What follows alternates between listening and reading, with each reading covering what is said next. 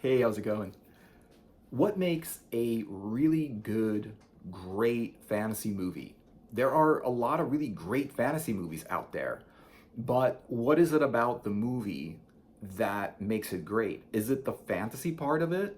Well, I mean, there are movies that are great that aren't fantasy, and like every fantasy movie has fantasy parts of it, so it can't just be the fantasy part of it. But I think the fantasy itself, the fantasy part of it, matters, and I think the fantasy it has to be done by somebody who cares about fantasy and the fantasy genre.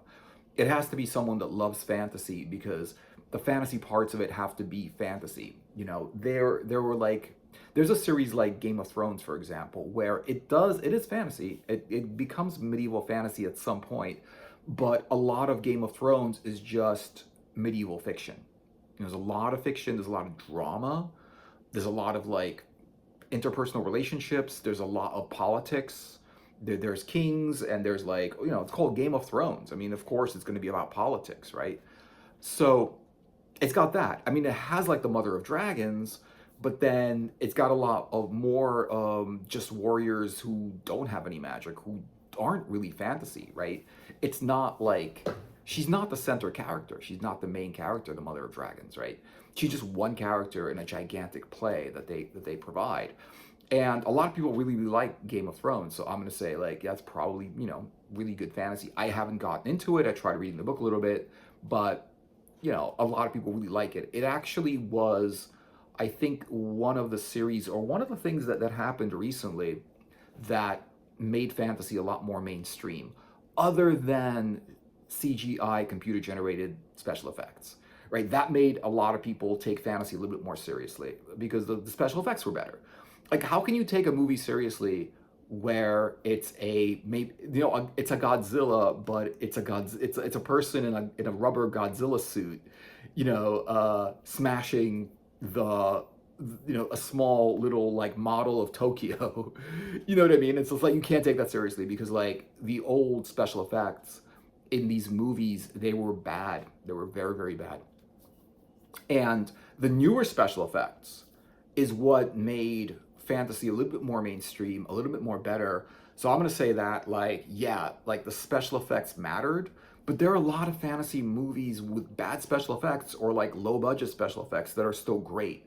But I do think that the upturn, the better special effects did make fantasy movies more mainstream. It also made them a little bit cheaper to make, so people have more of a budget to spend on other things besides special effects, right? Because if you look at the old school fantasy movies, a lot of their budget was special effects. Star Wars, for example, their special effects budget was mainly special effects. They had to hire Industrial Light and Magic (ILM) to make special effects to create those, and it took them years to actually make the special effects of like the little ships blowing each other up. Whereas now it's like a guy in a laptop with some software can do that same special effect in probably like a few days or maybe a couple of weeks at the most. And it'll look better and it'll look more realistic and it'll be, and they could probably just do a lot more of it than making little models and blowing them up, right? So yeah, I think fantasy special effects did matter to the point to making fantasy really really good, and I do think movies with better special effects get more recognition than movies with low special effects, especially with the Oscars, because like I usually with the Oscars, with the Academy Awards, no fantasy movie ever wins anything except I think Lord of the Rings won a bunch of awards and whatever. But basically, they have that like award for best special effects, and that's where the fantasy or the sci-fi movie is going to get that award. The good one, and that's the one that's going to get recognition because it was recognized by the Academy Awards, by the Oscars, and people are going to be like, "Oh, it had great special effects. Let's go see it for the special effects." And honestly, like people do go to see fantasy movies for the special effects, and the sci-fi movies for the special effects. If you look at something like 2001: A Space Odyssey, there were a lot of really cool special effects in that movie. It was a very very slow paced movie, but really great special effects. But the thing about it is there are great movies with bad special effects. So it's not just the special effects that makes the movie great. I think that a great movie has fantasy elements in it that makes it fantasy. Otherwise, wouldn't be fantasy in the first place. And then it's got meaning to it. It's got other storylines and writing and action or situations or just like drama in the movie with some kind of meaning. Because a lot of the B movies, the bad movies, the movies that people kind of like laugh about, oh, like, oh, how silly this movie is, right? But they watch it anyway because it doesn't have a lot of meaning. What did they do? They put nudity, right? They put, cool scenes in it. They put maybe like cool like armor and weapons and like choreographed fighting, people fighting with swords or what burning down villages or whatever, just like a lot of action maybe in the movie. And people watch those movies, but they don't really consider them good movies. There's a lot of action, whatever, but is the movie good? A movie that's just action is not necessarily going to be a great movie. It will be great for people that just like action movies and don't care about anything else. Just like movies with just fantasy elements by themselves, without really anything else, without any kind of meaning, without any kind of like other things happening in the movie. The people that just they're the fantasy files, they're the fantasy, the people that just love fantasy because they're fantasy. They love the aesthetic, they love the genre, and they will watch every fantasy movie just because they love to see a sword and sword fights and dragons and monsters.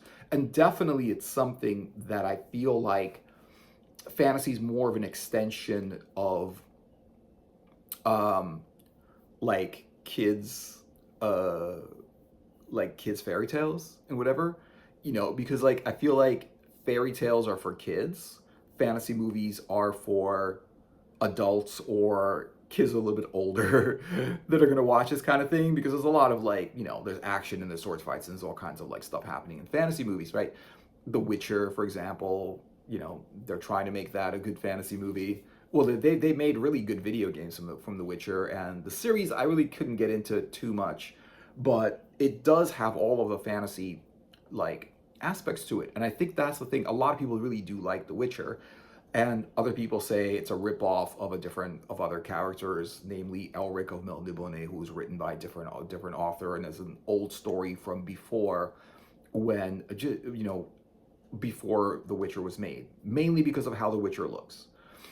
And so and so the thing about The Witcher, I think the reason I really couldn't get into it is that it's good, but it's like I think outside of the character and the genre, there's not too much else happening. There are monsters and whatever, and he is a monster hunter and what, so that's cool and everything, but there's not really too much interesting things, in my opinion, interesting things happening in the Witcher series.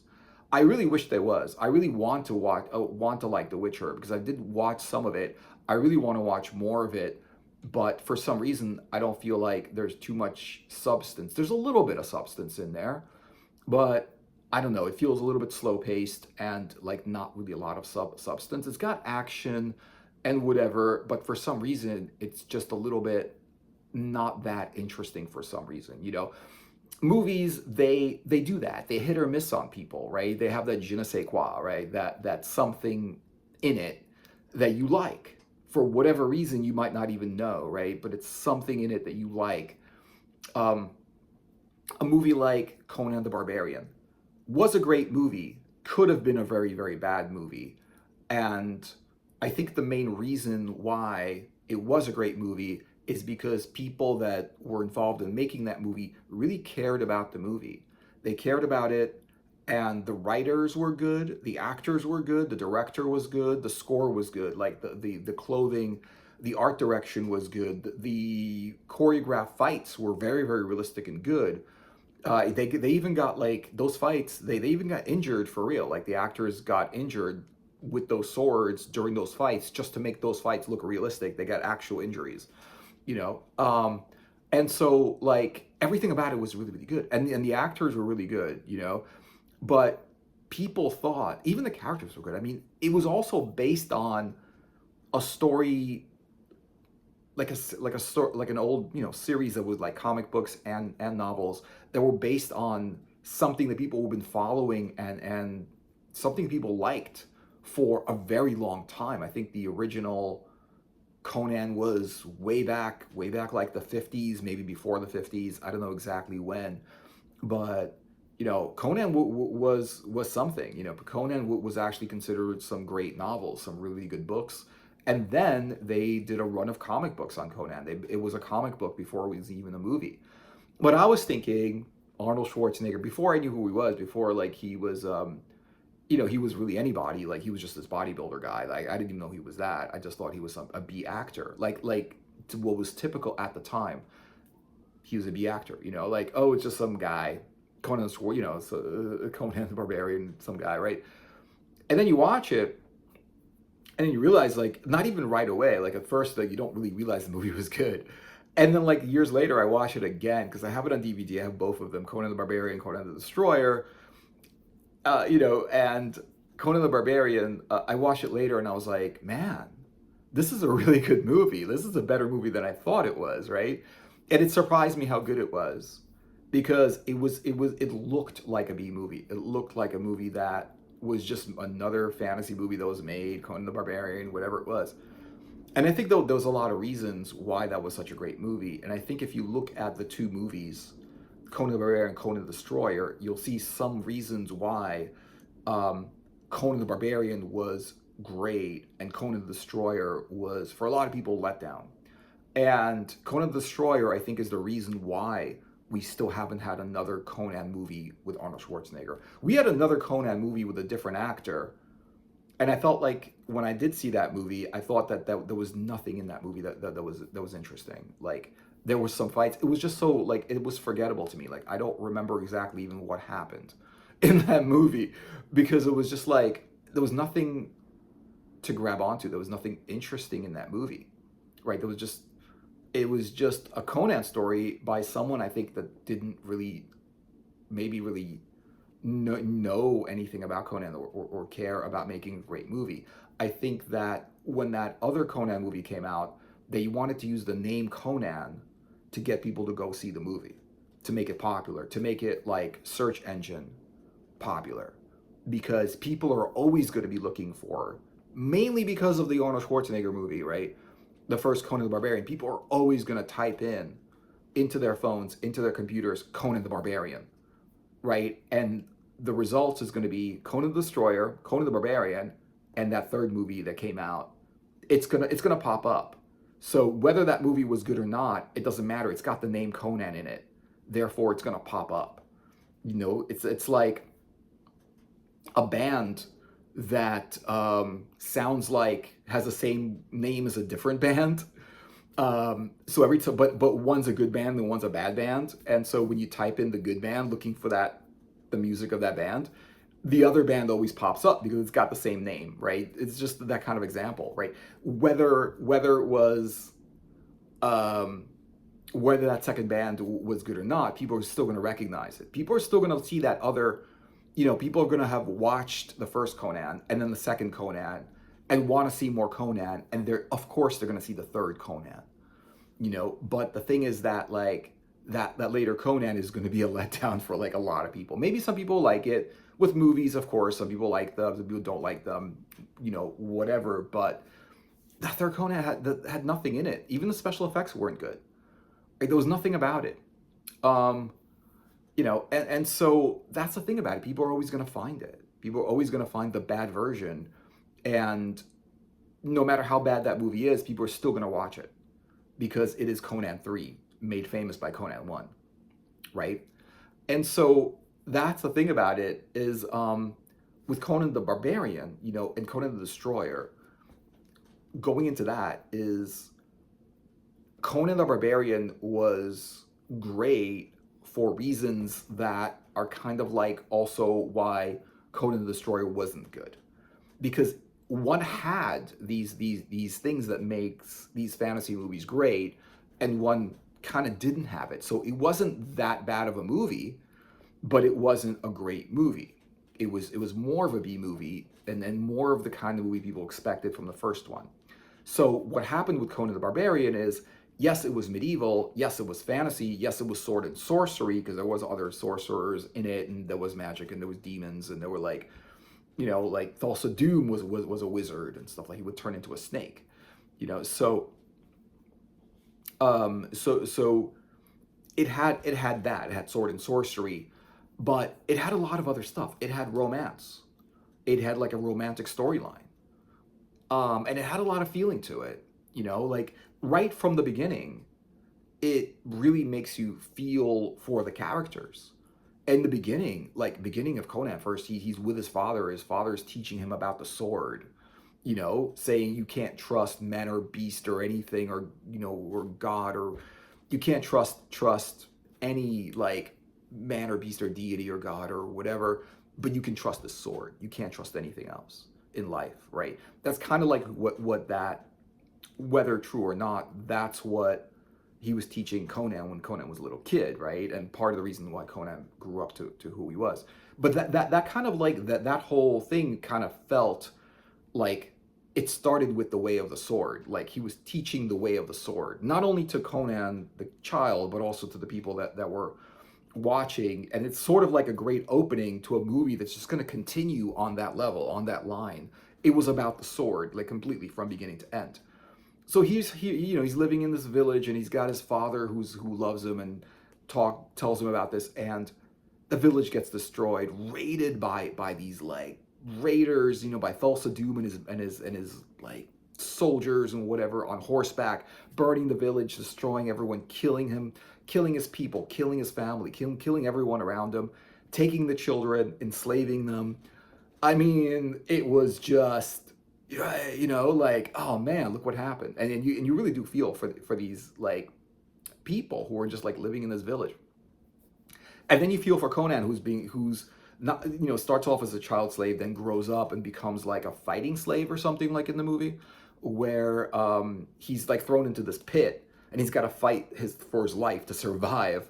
But he does it really, really well because he's this big, muscular guy who became big because he was kind of pushing this like wheel thing around, just makes you bigger and it makes you stronger. And so possibly because he was going to be sold to the fighting pits or whatever, maybe that's why they needed to make him big and strong, right? But anyway, so he wins. He becomes this great champion, of this gladiator, right?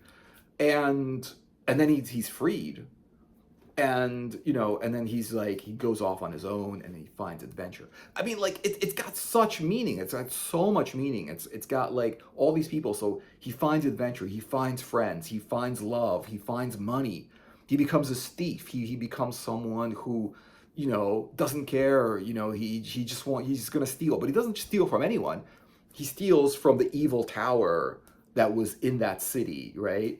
And they all go on this like mission to steal this gem and become rich, because who cares? I mean, it's a gem possessed by these like evil cult leaders or whatever the hell. And it's got so much meaning. It's got so much, it's got adventure though, but it's got the fantasy. It's got the giant snake monster. It's got the magicians and the wizards, and and the horses, and the fighting and all that kind of stuff, the pillaging and stuff like that. And even before he was freed, he was taught to like care about nothing but like the way of the sword, just to conquer his enemies and stuff like that. So anyways, it's got so much. And then he falls in love with her, and then he gets like, this king wants him to rescue his daughter. And the king says that like he's this king, he's surrounded by like jewels and gold and servants, and he's royalty, and he's in this castle, this palace, and whatever. And he says all of this stuff means nothing, but compared to the love of my daughter. Like that's all I really care about right now. It was just so meaningful, right? Like he's this king, and he's like, the only thing that matters to me at this point is to get my daughter back, because none of them here. I'll give you all of my riches, just get her back. You know what I mean? It's just like, man, this is not something that every fantasy movie has. All of this meaning, all of these different things that are happening. It's one after the other. It's like it builds and builds and builds. He rescues the daughter, brings her back, but then he finds out that the guy who abducted the daughter is the same guy that killed his people and his family, and he wants revenge, and then he comes after them. You know what I mean? So, and and it's just like, it's about that. It's about like, he was wronged, and now he's going to take revenge on the person that wronged him. Not just wronged a little bit, wronged meaning like that guy killed pretty much his entire village, everyone he knew, including his family, his friends, everyone he knew. Or maybe like some of his friends weren't killed and were like become slaves, and he never saw them again and whatever it was. So it was that. And then we have Conan the Destroyer. It wasn't anything like that. There was nothing. There was nothing like that. Like, it's him. He's still a thief. He's with this other guy who's kind of a little more of like a funny thief, and he's hired by this queen who promises to bring back his love that died. Who actually, she died to save him, because that was that kind of love story in it, and so like, and so in Conan the Destroyer, like, she hires him to to say, look, if you do this for me, I can bring her back, to life. I can resurrect her. I can bring her back to you. And he believes her, which is silly because like Conan, he's really a smart person, and so, but he got fooled by this, and she couldn't do that anyway, So he goes on this quest, do this thing, and it was a fun quest, and he battled monsters and wizards and magical creatures, and there was a castle, whatever, and there was a princess and whatever, and there was some drama between everyone, but no real love story. He couldn't, she was too young for him anyway, the princess and whatever. And then and then there were fights, and that was cool, and it was like choreographed and whatever, and it was just this quest, and it was cool, and then he just like goes back. He brings the queen the thing that she wanted, so she actually made this stone thing become this monster, and he had to fight the monster and stuff like that. So not a bad second movie, but not like a great second movie, and definitely not anything as meaningful as the second movie. So that's what I feel like what it was. It was like the first movie had more to it, had more meaning, had a reason. That's a movie that if someone doesn't mind the sword and sorcery aspect of the movie, they would like it. Right? If someone just doesn't like sword and sorcery, oh, I don't like all the sword fighting, and I don't like all the dragons, and I don't like all the monsters, right? I don't like all that stuff. If someone just doesn't like that stuff, I can understand why they wouldn't like the movie. But if someone just doesn't mind it, I think they would like the movie. And then there's like movies that like they were supposed to be bad, but they actually were good. Like The Toxic Avenger. They're still making sequels of The Toxic Avenger to this day. The first Toxic Avenger came out in the 80s, and it was a really good movie because it was funny, it was irreverent, right? It was sort of like the sci-fi version, way more extreme, but still the sci-fi version of Animal House, or some of those kinds of movies that were coming out, like the National Lampoon movies. They had this other movie studio called Troma that's still around, and they're fun people. They party and stuff like that, whatever. There's always like Troma events, Troma movie screenings. It's a fun time actually with Troma, but they're really wild people, right? But with Troma, but the thing is, they're still making sequels of Toxic Avenger because that was a good movie. But the thing about it is, even though like I think the first Toxic Avenger was a good movie, the other ones that I have seen, I haven't seen all of them, but what I have seen from the other Toxic Avengers is they're not as good. But they are exactly the same as the first one. They're just copies of it. They're just going to make more and more of the same thing. And partly because somebody likes, the first Toxic Avenger, and a lot of people, are introduced to Toxic Avenger because they see the first movie. That's the popular one. And then they realize that there's this Troma, movie studio that's making movies like that. Maybe not exactly like Toxic Avenger, but they're just like it. The humor is like it. The writing is like it. The special effects, whatever, just like car crashes and whatever. It's like it. But they've not made, as far as I've seen, another movie. They're good if you like bad movies, right? But the first one was a bad movie that was actually good.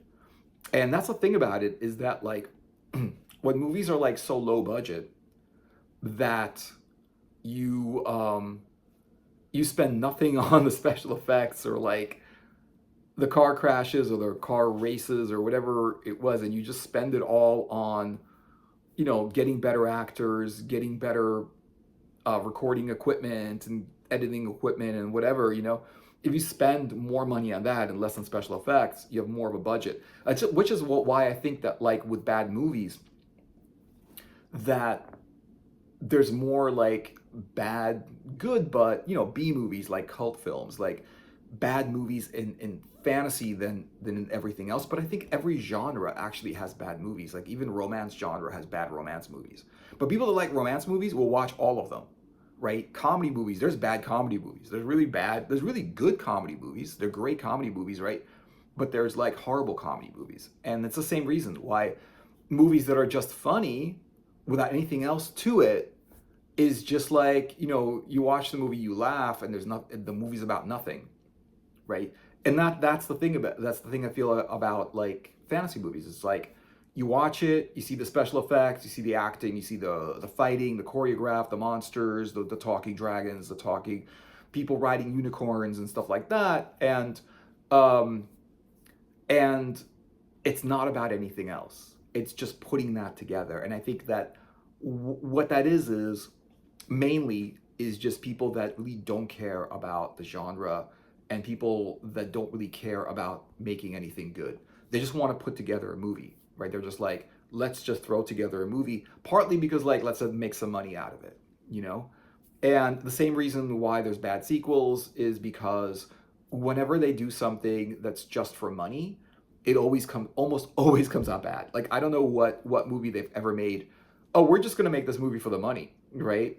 And it's obvious that that's what they did because nobody like really cared about it. Like the actors didn't care about being good actors. Like the director didn't even care that the actors were so bad, right? Or couldn't do anything about it. The actors were just that bad.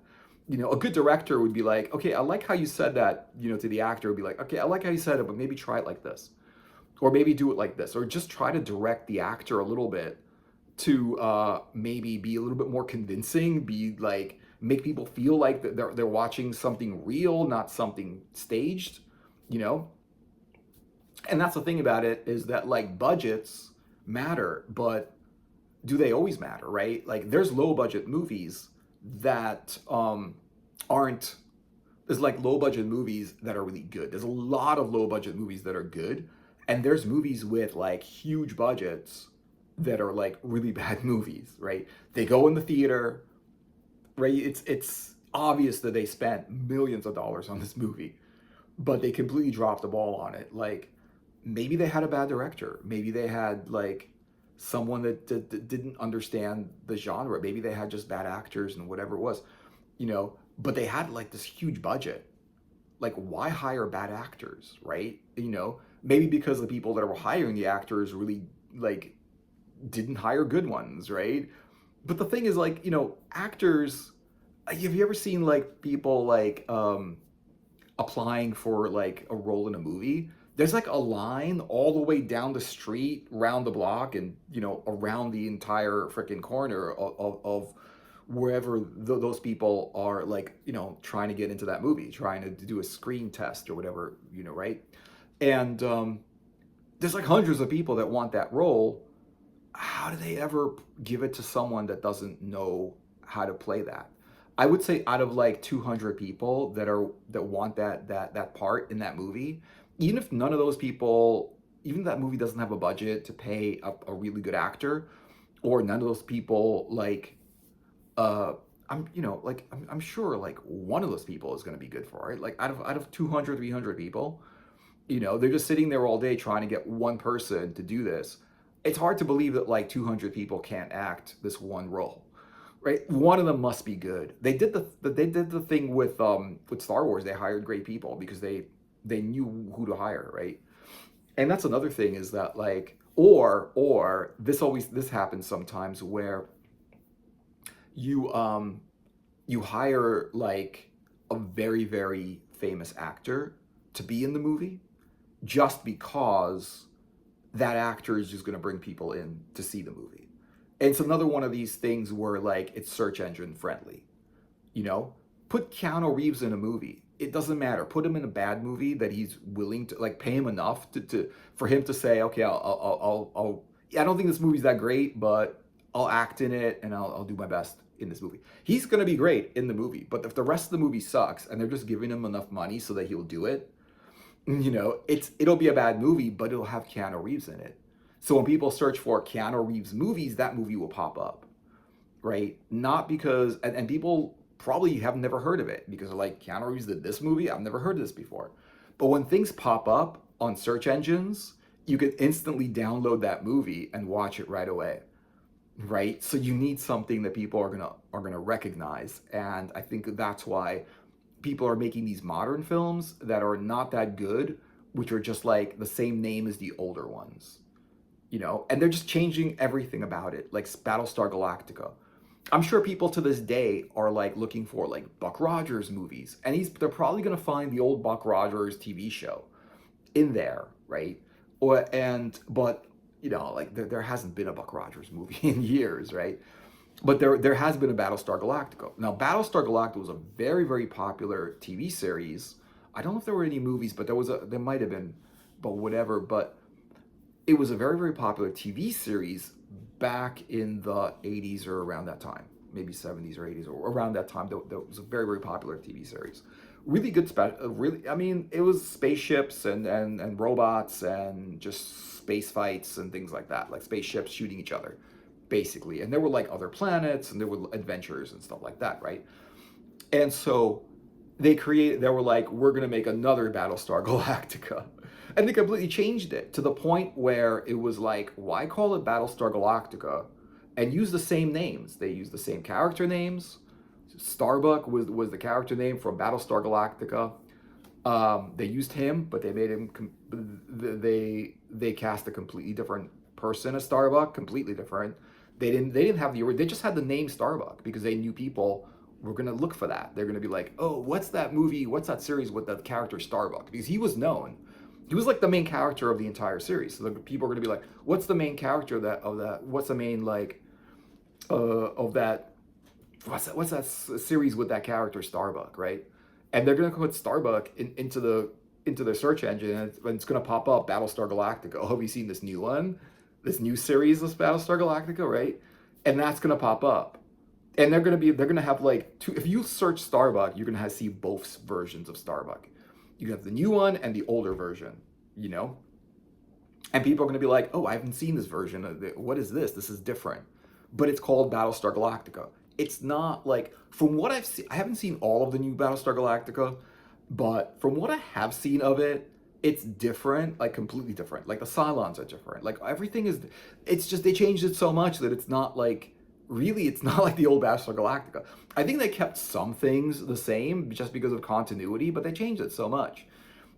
Same thing with like Watchmen. And I think this is a big reason why they're taking books and making them movies. They're taking comic books and making them movies and stuff like that. And there's some great ones that they're just not, I think the reason they're not like making great ones, great comics and great books, movies, is because they're not popular enough. People just don't really search for them. They're looking at search engine results and they're like, how many people search for,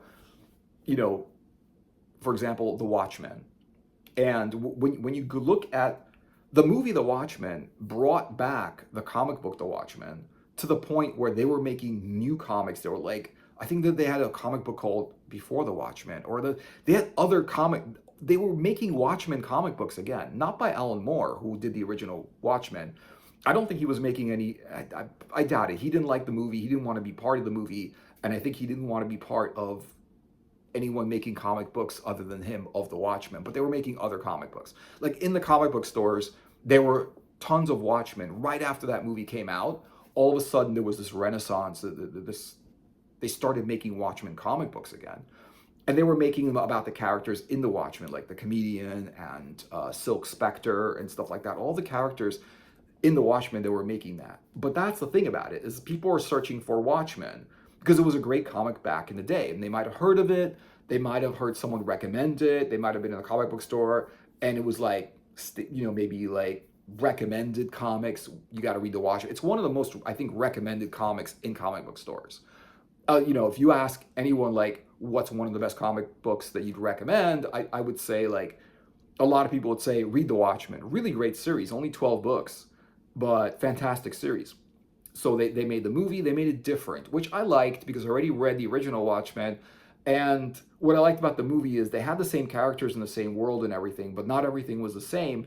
So it felt a little bit like you were kind of revisiting that, but also it was new and different. Different enough to for me to like feel like what's going to happen next. I want to see what the ending's going to be. How is this going to be different than the comic book? Because I already read the comic book. I don't want to see double read it. I don't want to see the movie that's exactly the same. Some people want to do that, which is okay, but I also want to see it different as well.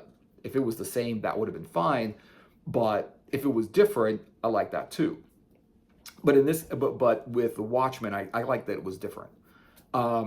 Just because I was like, yeah, I like it more that it was different because I didn't know what to expect, with the Watchmen. And so people are like typing Watchmen, right? And all of a sudden now there's going to have this list of other comic books that are related to Watchmen and the movie. So they just want the name because that name is search engine friendly. For example, PewDiePie on YouTube, right? PewDiePie on YouTube, right? There's only one PewDiePie on YouTube, but he's searched for so many times. Like people always search for PewDiePie because he's got like 10 million, I don't know how, 100 million. He's got like millions of followers. One of the biggest accounts on YouTube to the point that he doesn't even make YouTube. He makes occasional YouTube videos, but he doesn't do it like full time anymore. But the thing is, he probably gets like people probably type in PewDiePie so many times into the into the computer that he just gets all of this search engine results and stuff like that.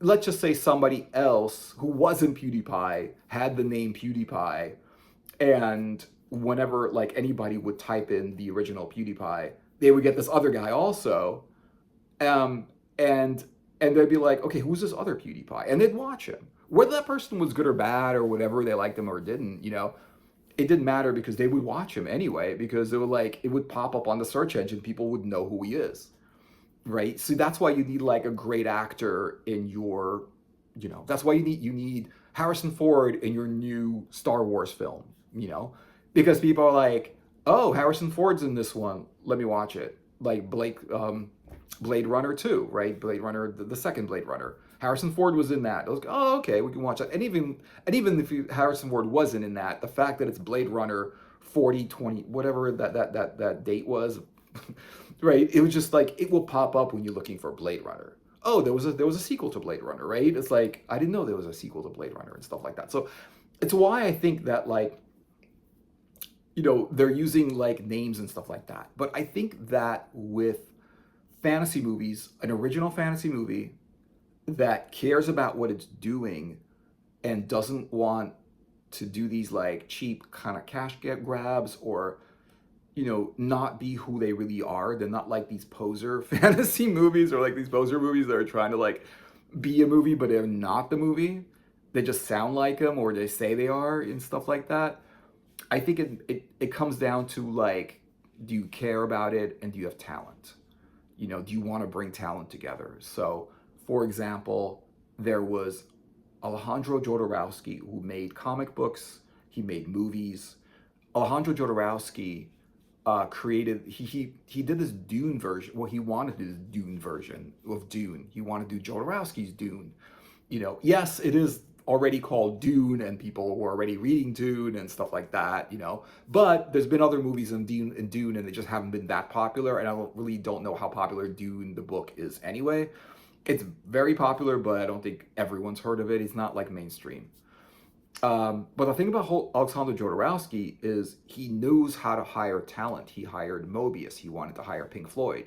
He wanted to hire Geiger, one of the artists, to do some of the more evil looking art. I think H.R. Geiger is the guy's name, and he made the model for the aliens, from the movie Alien. He designed those aliens and stuff like that. So he's got that kind of art and stuff and whatever. So all he does is, he's got talent himself, but then he brings other people who have talent. And that's definitely a great way to make great content. But the thing is, him getting all this amazing talent, he ran out of money or he wouldn't get funded or something like that. So he couldn't pay anybody, to work on his film. He couldn't do it low budget. He needed a certain amount of money to make his vision, come to life. And he didn't get funded. He didn't have enough money to do it. And he didn't do it on the money that he did have. Like he didn't do it on a budget. And he decided, I guess, if he couldn't get these, all of these people to do the film, then he's just not going to do it or whatever it was. He just didn't do it.